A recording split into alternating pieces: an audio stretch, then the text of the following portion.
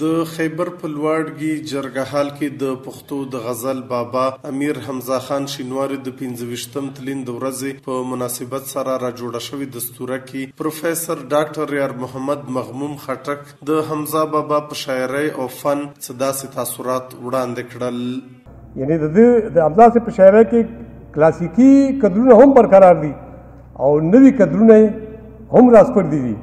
نو په دغه لحاظ باندې هم مقام ډېر اوچت دی او بیا چې روماني خیالاتو ته ګورئ.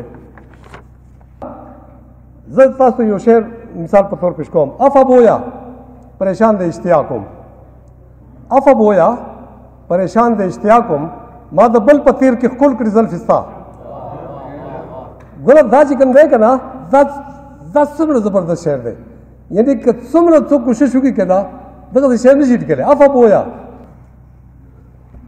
او بیا چې کوم دی پلو د لمخ اخلم پښتنې خدا مې واوره. دا ټول روماني شعرونه دي که نه.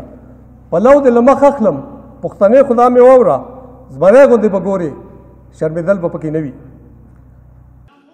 په دې دستوره کې شاعر او لیکوال لایق زاده لایق هم شریک وو او دوی وویل بیا ریډیو چې کله حمزه بابا ته او حمزه بابا ریډیو ته غزل راوړی دی ژوند ته وګوره ژوند څه دی همکار د همکار.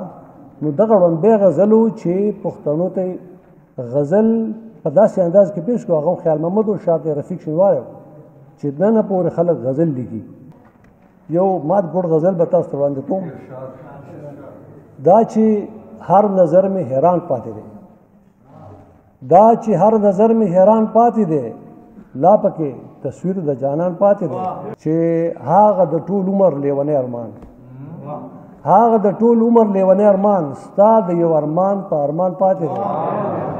امیر حمزه خان شینواری په 1909 کې د خیبر په لوړګي کې زیږېدلی و او 1994 کې د فروری په 18 وفات شوی. فرهاد شینواری، مشال ریډیو، خیبر.